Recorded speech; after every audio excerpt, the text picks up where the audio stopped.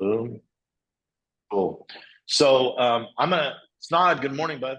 So I'm gonna get out of the way here actually because each and every month when we get on these think tank calls, we try to provide you guys with some facilitated conversation that's actually helpful. A lot of times it's like tools, it's different constructs that you can use with your teams, i.e., our four helpfuls, different dashboards, different things that you can use at whatever system or process you're running, Church on Mission, other things. But today's going to be a little different. We're really excited to have Lance with us, and we kind of set this up a while back.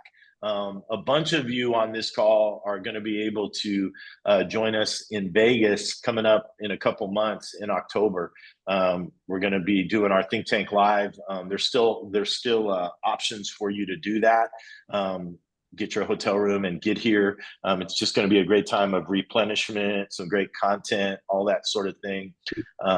But part of why we wanted to have Lance on as well is because he's actually going to be here with us and be doing a section and kind of hanging out too. So I'm kind of excited about that. Like not only the content he's going to give us when he's here, but just the chance to spend some time with him. Those of you that are going to be able to make it to Vegas will be great. But whether you can make it to Vegas or not, you're going to get that today. And so here's how we're going to do it. I'm going to turn it over to him. I'm going to do my best to operate some slides. Lance, don't get bitter at me. I'm going to do my best to operate some slides that he sent previously. Lance and I talked before the call. Really do want to give the opportunity for you guys to interact. And I realize with 30 plus people on the call, it can feel a little weird, but I want to give you guys permission today. And Lance has already given me permission to give you permission to just pause us. If you've got to unmute and say, hey, I want to talk about that for a second. I need some clarity around that. Or man, when you said that, please, I will do that myself. But if that's something that you feel like for you, is there's something he's talking about that you need to get, make sure that you stop us and do that. All right. So Lance, hey bud, it's all you, buddy. Hey, thank you, Lee. Appreciate the invite and the introduction. It's nice to be with all you guys, and I can tell that I would really enjoy hanging out because I love a fraternity of trash talking pastors. I mean, it just doesn't get any better than that. And Lee, today, this was a first for me. I've never heard anyone but you use the words Bob Evans and amazing in the same sentence. Like that's a first. So, I was trying to be nice to Joel. I was trying to be nice to Joel. Okay. All right. Well, hey, again, hopefully what I've got to share will hit some of us kind of where we live. But in some ways, what I'm going to share with you during our call is a bit of a journey that I feel like I've been on my whole life. But I want to take you to a moment that happened to me in the very first church I pastored. So I was 23 when I became a senior pastor for the first time, which feels kind of surreal to say. I feel like I should go back and apologize to that church for inflicting myself on them. But we used to have a Monday night men's prayer meeting. And I don't know, 6 or 8 guys, we'd gather in our youth room. And it was a time to pray, but it was also a time to just hang out and chew the fat with each other. And on this particular Monday night, one of the guys in the group was talking about another church about 5 miles from us and how they had lost their pastor and that they were looking for a new pastor. And this guy kiddingly said, man, I'm thinking about applying because I can't imagine anything easier than being a pastor. And I know this guy, he didn't mean anything by it. He was good natured, but I remember is a early 20s sitting on a couch in that prayer room and just what happened in my spirit. And I remember exactly word for word, these words came to my mind. I'll show you. Like, I'll work harder than any pastor you've ever had. I'll be here first. I'll go home last. You guys will never accuse me of being a lazy pastor. And I can look back now and recognize that there was something broken in me, something in my soul that got triggered by that conversation that night. And that broken place, that need for their approval, that need to be seen as a success, had huge impact on the health of my own soul, on how I did marriage, how I led in the church.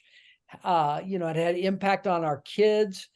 And so it has been for me this sort of lifelong ministry journey to explore sort of some of those broken places inside of me. And so again, I think if all of us have in our minds this picture of an iceberg where, the majority of your life sits underneath the waterline and is not visible, but there's the visible part of what you do every day and how you function in your church that are the externals of your life that are easily seen. But I think often what never gets explored is sort of the stuff underneath the waterline. And not only does it not get explored, it ends up not ever getting transformed. And as I look back and reflect on this, and I've had a lot of years to do this, that the models of discipleship that most of us have and have experienced don't get to some of the deeper places in our lives, some of the stuff that actually ends up becoming a lid for our life and for our leadership. So I remember back to a youth pastor that we hired, 20 something years ago now, in a church where I was a lead pastor. And I remember when we hired this kid, I thought we won the lottery. Like, he was extremely gifted, knew scripture. He had sort of a Pied Piper personality, strawberry blonde hair, good looking, excellent communicator. Like, he was the whole package. Are you describing me, Lance? No, actually, Lee, I thought it would probably sound like you, but no, it is clearly not you. But this kid ended up being a bit of a train wreck, like just a mess on so many levels, and ultimately had to end up firing him and terminating him from his role. And a lot of it had to do with all the broken places, the dysfunction, the insecurity that he carried deep in his soul. And I've got my own stuff just like he did. And I think honestly confronting our emotional health is one of the hardest things we're ever going to do. I remember some of you guys have probably read Pete Scazzero's stuff.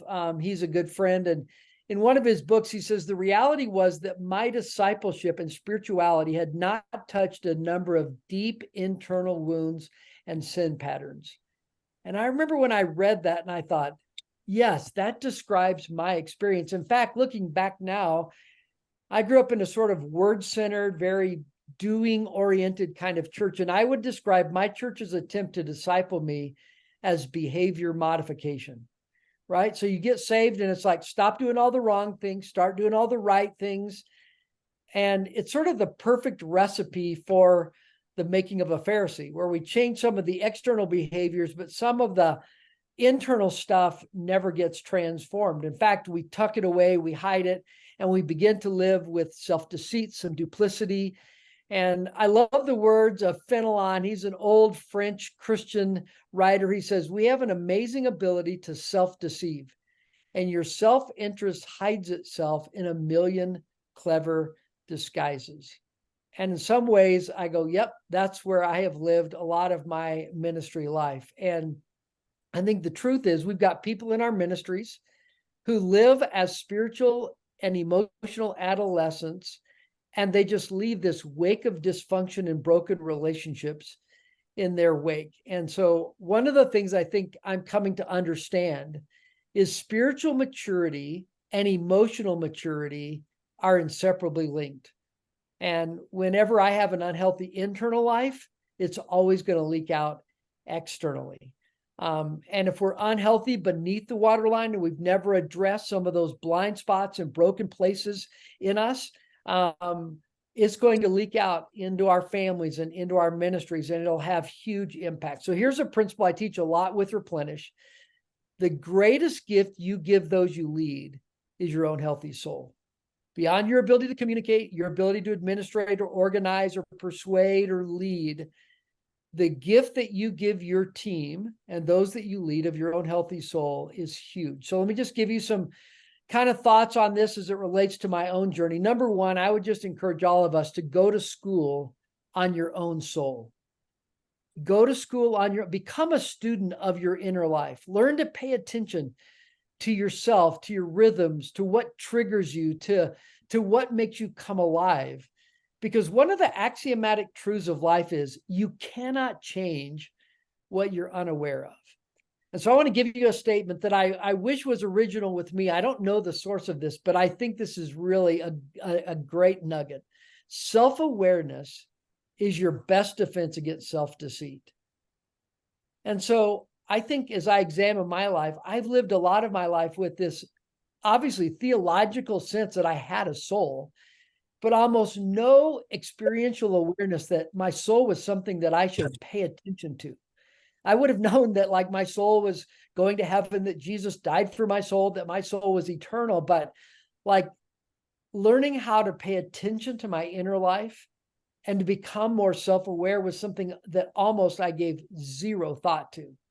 And I would tell you that that sort of misdirected thinking and living has had huge implications on every part of my life, because when you don't pay attention to your soul, you end up putting all the focus on the externals of your life. So tell you this little story about a guy that had been a worship pastor for me more than 20 years ago. And we have not really kept in touch, but one day he was coming through town. We agreed to have lunch together.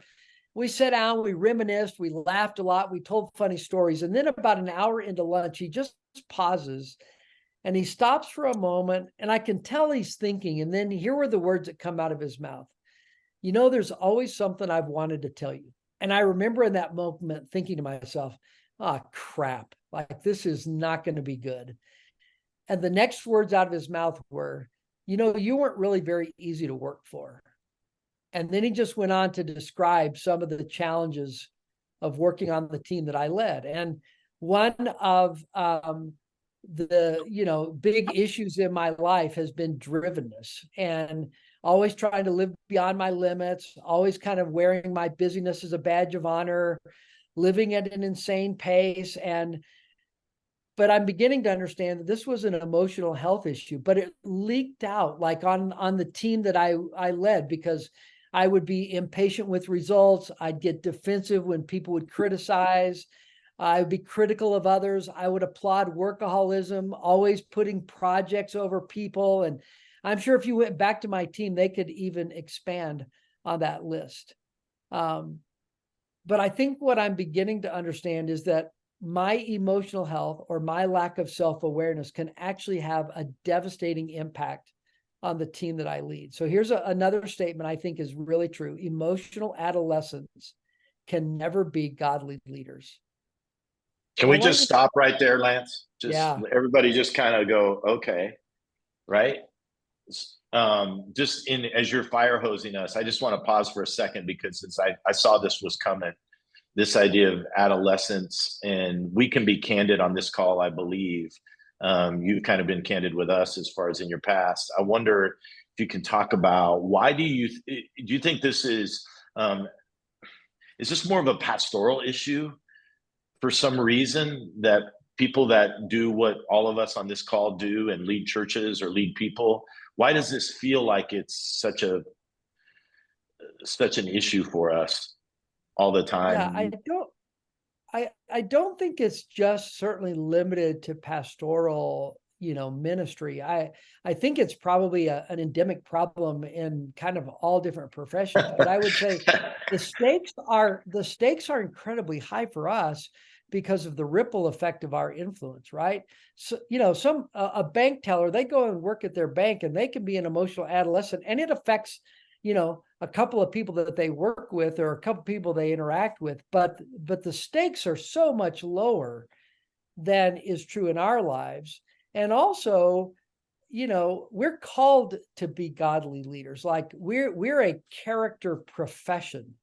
And so it's another reason why I think it's such a big issue and why we've got to pay more attention to it. And I think we've seen in scandals in the last few years in the church where, people who are extremely gifted and their platform outpace their godliness, their influence outpace their character.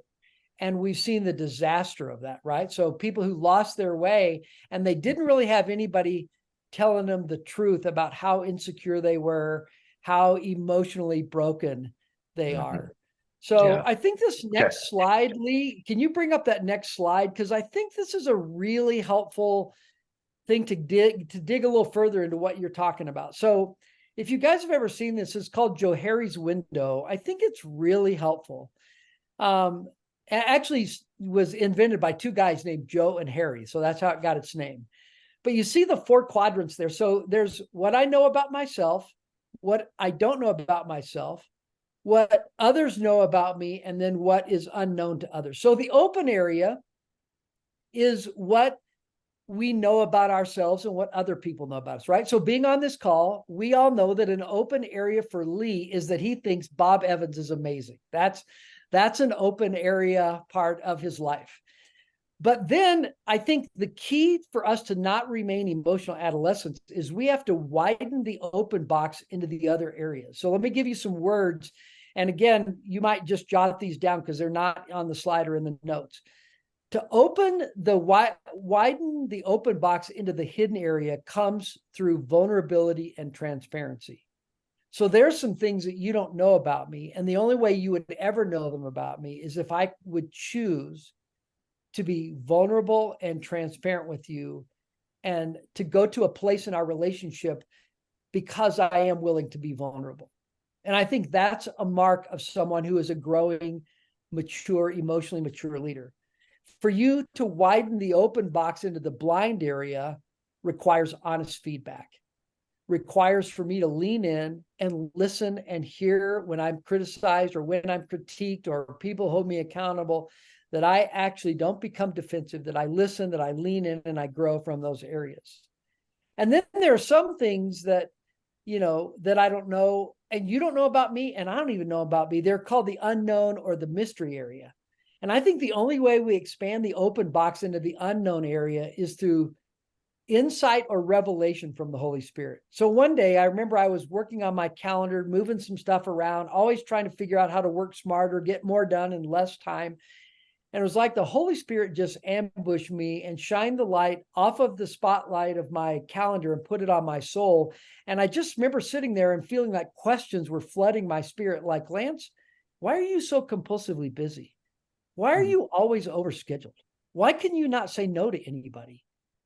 And in that moment, I had this realization like, wow, this calendaring issue wasn't just a productivity issue. It was an emotional health issue. There was something broken in me that caused me to be compulsively busy.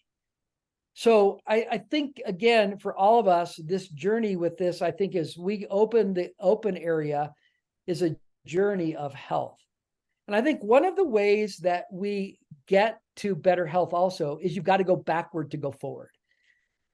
So again, if you've been around people who deal in the area of soul care, you're always going to get to this issue of kind of going back to your family of origin, your genogram, that we all bring with us into our life and leadership, old patterns from our families of origin. And even though we've been saved, we haven't matured in some of those areas, and so they still linger on. And we know that passage in Exodus 20 where Moses is writing and God says, I laid the sins of the parents upon their children. The entire family is affected, even children in the 3rd and 4th generations of those who reject me. But I lavish love for 1,000 generations on those who love me and obey my commands.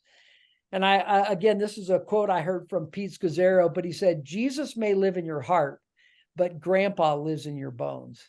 And it's so true, right? Like we all pick up stuff from our family patterns, and those get ingrained on us, and they begin to be the story that we're constantly telling ourselves, right? There's a narrative that is running in the background of my mind and my spirit all the time. And those influence how I respond to someone in a meeting, how I preach, or how I carry out my ministry, or how I do my marriage. And it just reminds me that the Christian, and this is really consistent with the teachings of the Bible, the teachings of Jesus, that everything flows from the inside to the outside. Jesus would say it always, the flow is from the root to the fruit, from the invisible to the visible. That's why Solomon said, above everything else, guard your heart, for everything you do flows from it. And so I think for us to move to maturity, be emotionally healthy adults, we've got to learn how to get past our past.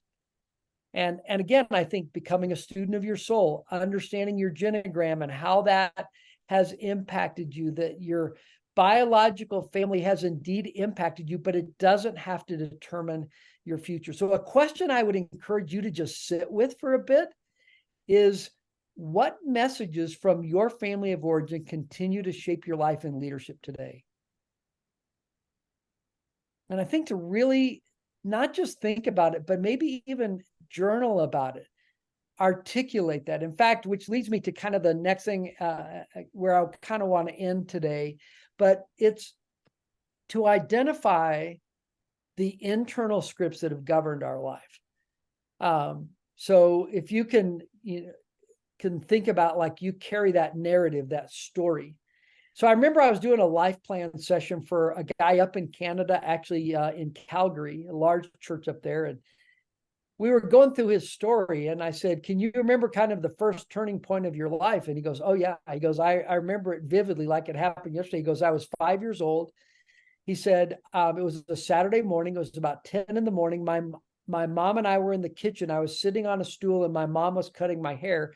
And my dad walked down the hall past the kitchen, grabbed his motorcycle helmet, his jacket, and his motorcycle keys, and headed out the door. And my mom said in a frustrated voice, where are you going? And he said, I'm going out for a motorcycle ride with some of my buddies. We're going to stop off and have lunch and a beer afterwards. I'll be back later this afternoon. And then this guy, now it was more than 50 years later that we're having this conversation. And he said, I remember exactly word for word what my mom said in that moment. What my mom said is, great for you. I'm stuck here with Lucas. And then he said this. He said, I have spent my whole life feeling like I'm always in the way. And that's the narrative that's been running in the background of his soul, right? And that has huge implications for everything.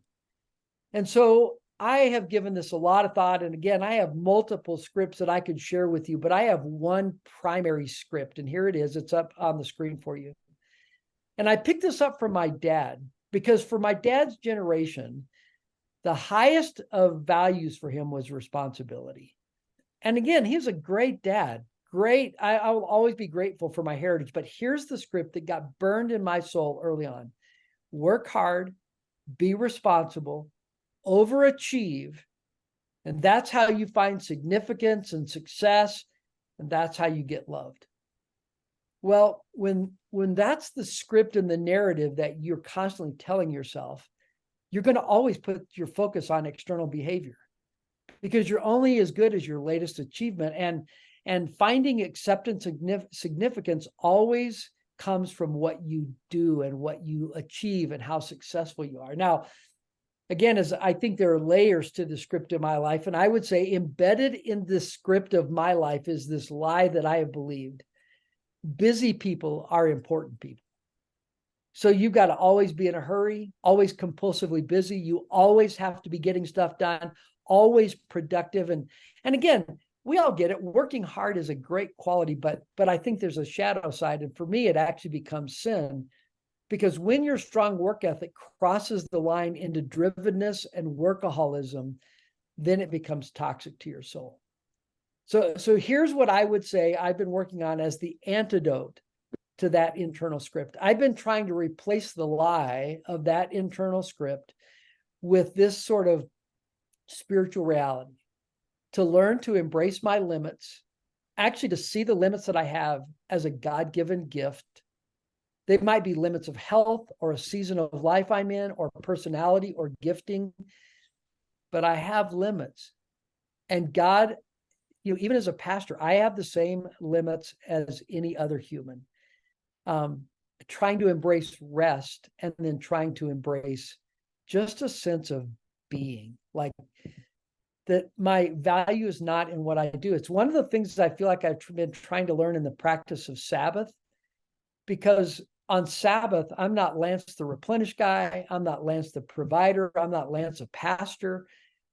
I'm just Lance, a child of God, and learning to realize that God values me as much on a Sabbath when I'm doing nothing as when I'm being productive. Man, that has been one of the hardest things to get from here down into my spirit, to actually really believe that. And So again, I don't know what your script is, but it's been very helpful for me. Often when I'm working with a team, I'll have them get like a 3x5 or 4x6 card and I'll go, I want you to write out the script, the narrative that is usually rooted in a lie that you have tended to believe all your life.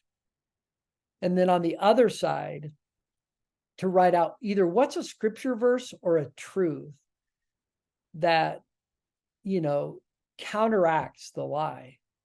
I remember when I watched the movie and read the book, The Shack, and I remember the moment the person who played the character of God was talking about, Mac, the primary character in the whole movie.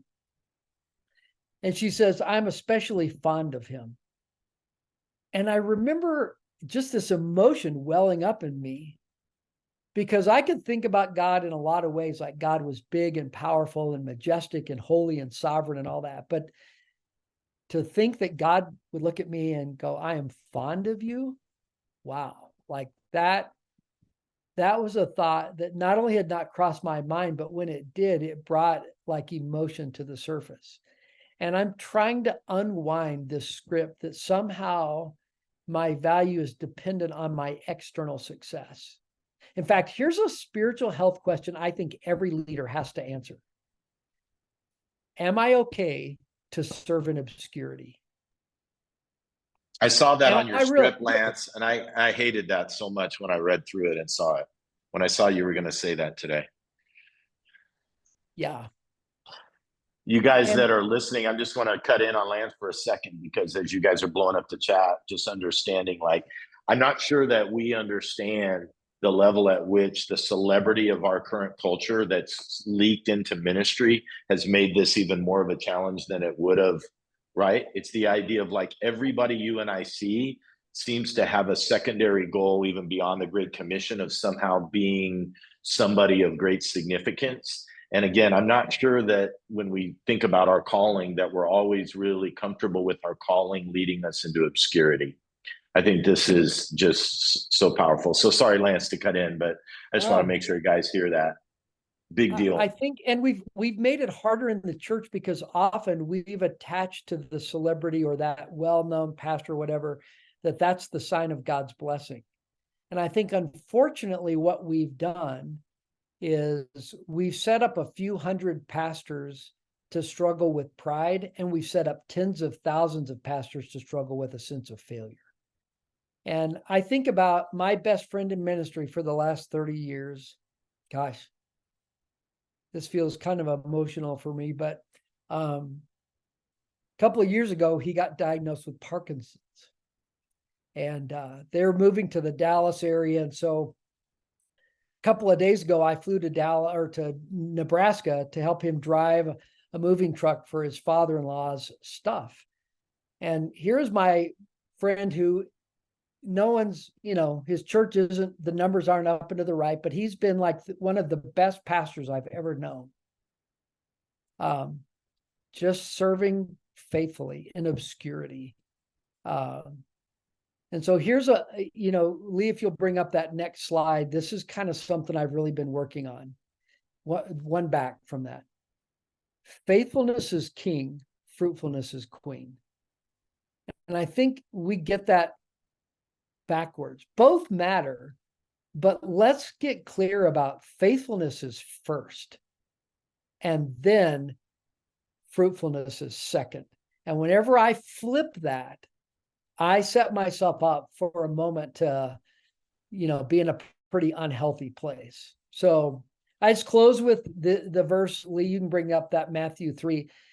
The only two times God speaks audibly out of heaven to Jesus, both times, one of them, and the first one is at his baptism. Jesus comes up out of the water, heavens open up, God descends on him, and a voice from heaven said, "This is my dearly loved son who brings me great joy."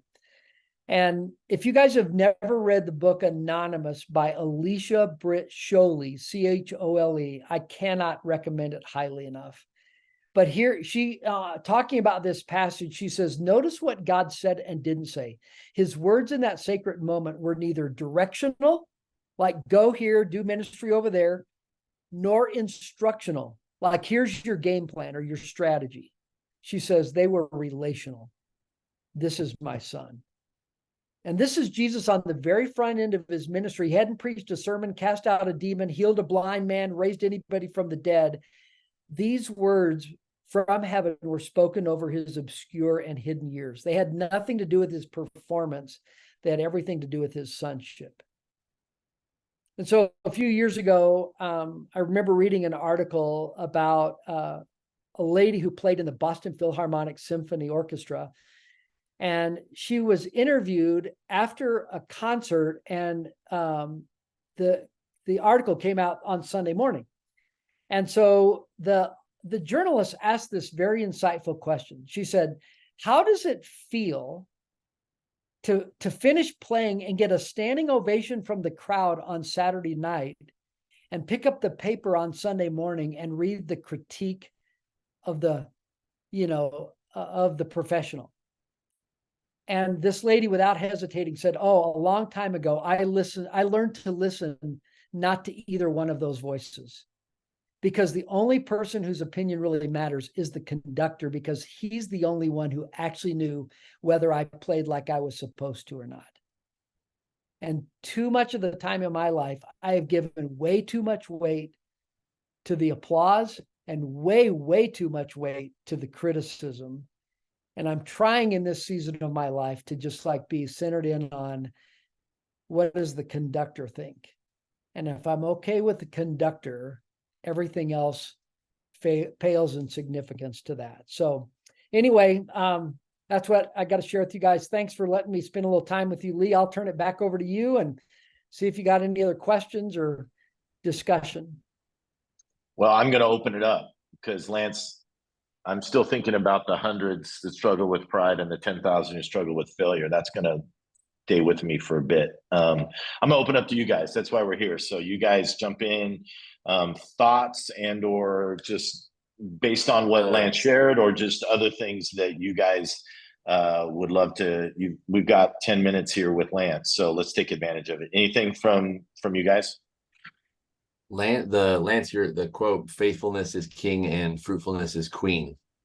I think that is not only gold, but life-changing in a lot of ways, because when you say that, also connect the line, which Lee, you put in the thread there, hundreds of pastors to struggle with pride, but thousands, right, to struggle with failure.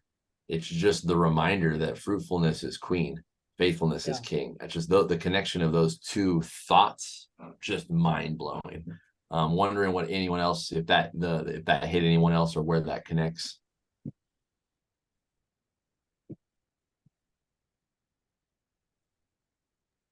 Bad small group, Lee.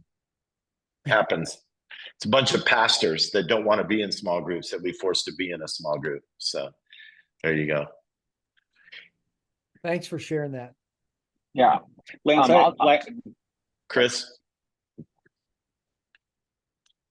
Chris, go ahead first, and then whoever else was jumping in. Yeah, go ahead, Chris.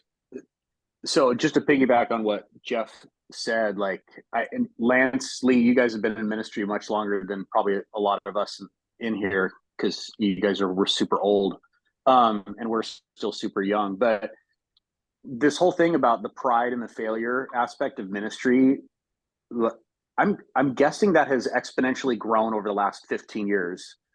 Since we're just so much more aware of what all the other churches are doing in the country than we were pre-internet. And do you see, I don't know, is that just going to continue to get worse? So that's one. And then secondly, Lance, can the deep work of emotional health, in your opinion, ever really happen without a good therapist? I mean, are you essentially saying that every pastor needs a really good therapist? Because reading Cesaro is one thing, but you can't get to the deep work by reading a book or talking to a friend that won't be honest with you. So those are my two thoughts that Yeah, I think I have a couple of thoughts on that, Chris. I think first off, I would go, it really goes back further than 15 years. I would say it really goes back to really my earliest days of ministry, when guys like Bill Hybels, Rick Warren, and John Maxwell began to come on the scene.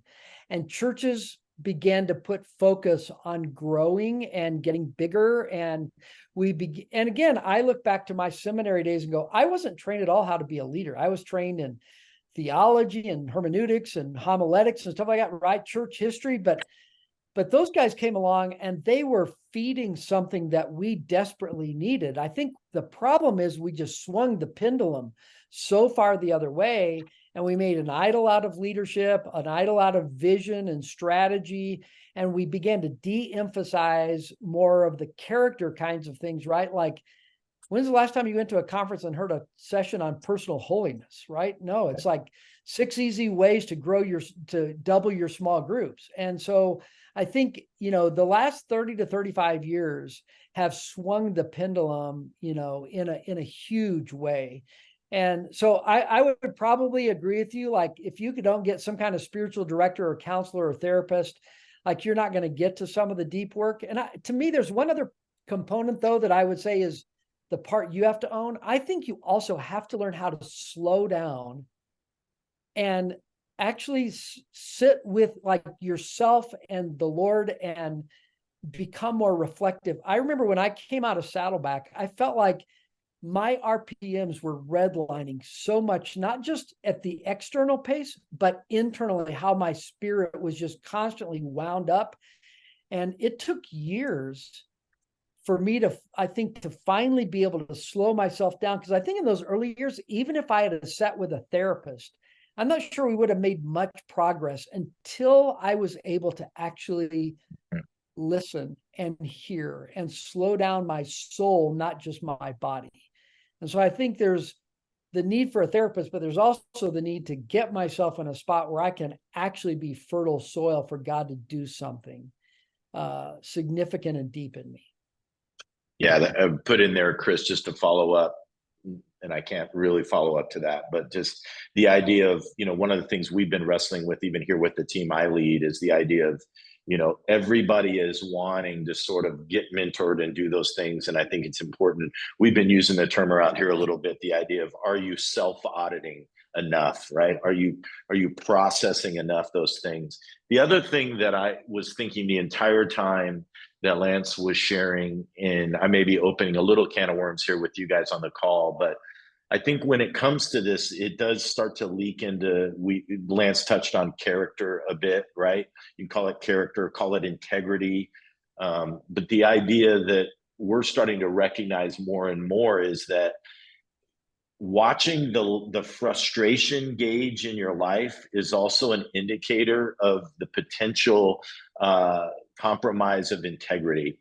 In other words, think about the times where you've been tempted or have lost some degree of character integrity. It's generally in an area where your frustration has redlined, i.e., you're frustrated with your finances or et cetera. And so you shortcut to financially get to a place. You're frustrated with progress. And so you shortcut your integrity to make progress happen sooner. And so I've been wrestling with that, even with some of my younger leaders, of going, is some of their integrity issues at times that start to show up, they're frustrated with those that are the decision makers, that are the authority. And so their integrity as far as how they're going to lead on the team starts to get compromised. And so I think paying attention to your levels of frustration as well can also be a warning light as to where do I need to do some work. Yeah.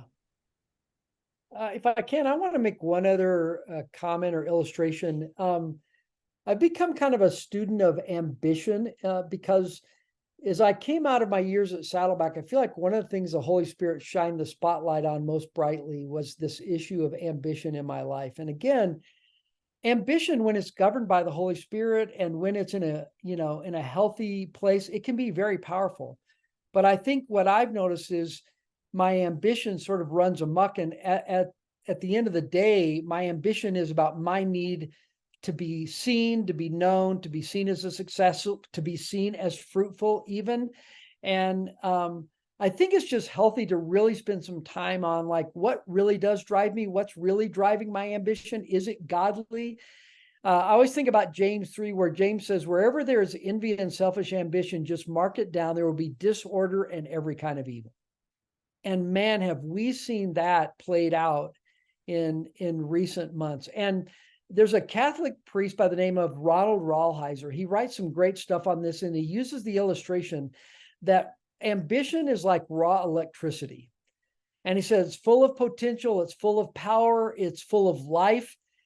But if it's not governed, if it's not contained, it can be very destructive, right? That which is productive can actually be destructive and hurtful to people. And what he says is that a healthy soul is like a transformer for raw electricity. So when my soul is healthy, and when I'm doing some of that deep work that, Chris was talking about with a therapist or just with the Lord, that's like a transformer, and it now actually guides and directs my ambition in healthy ways so that it's focused on faithfulness, not just fruitfulness, that it's focused on loving people well, not just getting results.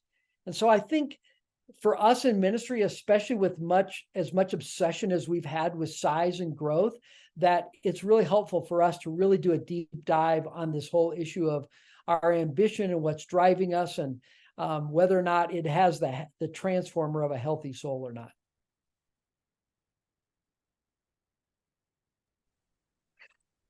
We've just got like maybe 5 minutes. Anybody else want to jump in, get some clarity, feedback?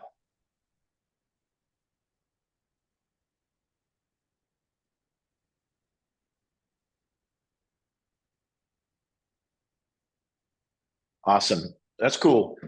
In the chat, and we'll also send it in the email, there was a book that Lance mentioned. I had not heard, I'd heard of Alicia Cole, but not of this book. Anonymous, Lance, is what you called it. Anonymous. And so Yep. Anonymous. So it's in the chat, but that'll obviously go away. I'll try to make sure and remember to put it in the email as well, as just kind of a potential resource and as a follow-up.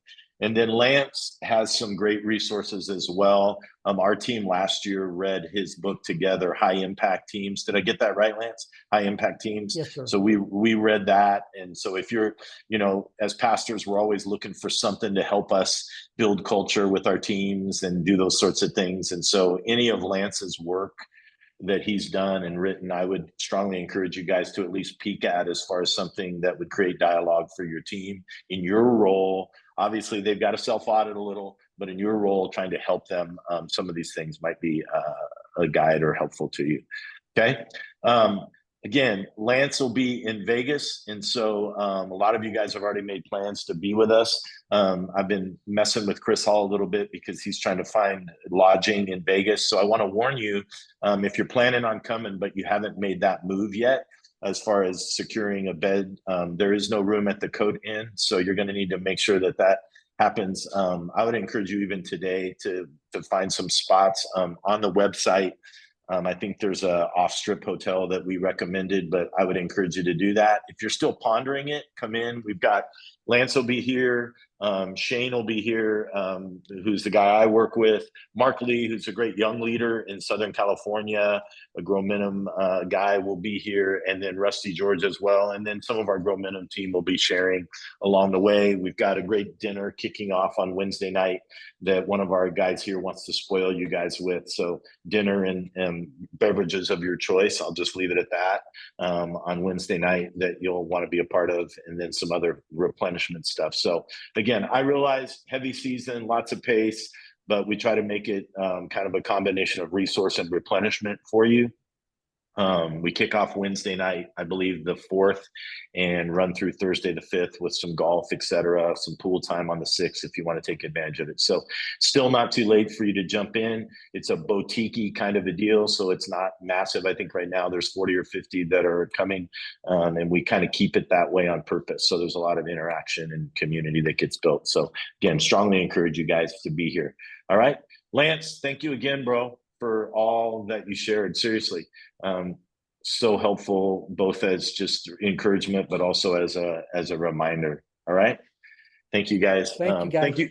Great to be with you. Thanks for being here, you guys. We'll see you next month. All right. Bye-bye. Thanks.